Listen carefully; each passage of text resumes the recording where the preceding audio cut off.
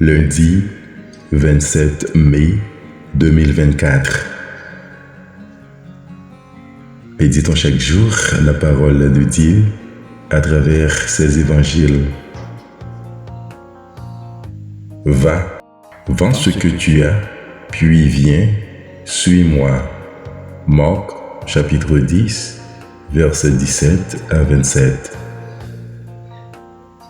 Alléluia, Alléluia. Jésus-Christ s'est fait pauvre, lui qui était riche, pour que vous deveniez riches par sa pauvreté. Alléluia. 2 Corinthiens chapitre 8, verset 9. La bonne nouvelle de Jésus-Christ selon saint Marc.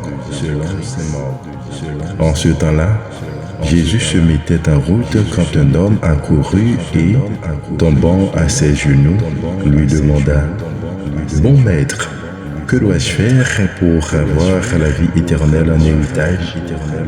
Jésus lui dit « Pourquoi dire que je suis bon? Personne n'est bon, sinon Dieu seul. Tu connais les commandements.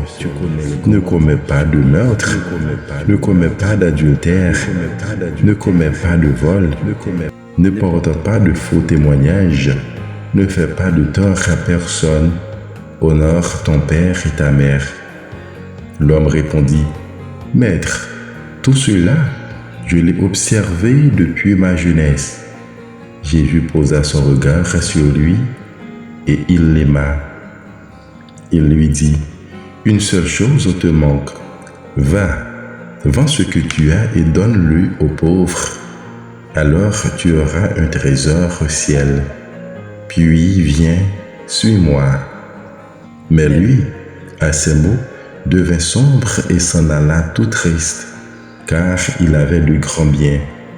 Alors Jésus regarda autour de lui et dit à ses disciples, « Comme il est difficile à ceux qui possèdent des richesses d'entrer dans le royaume de Dieu. » Les disciples étaient stupéfaits de ces paroles. Jésus, reprenant la parole, leur dit, « Mes enfants, comme il est difficile d'entrer dans le royaume de Dieu. Il est plus facile à un chameau de passer par le trou d'une aiguille qu'à un riche d'entrer dans le royaume de Dieu. » De plus en plus déconcertés, les disciples se demandaient entre eux, « Mais alors, qui peut être sauvé? » Jésus les regarde et dit, « Pour les hommes, c'est impossible, mais pas pour Dieu, car tout est possible à Dieu. »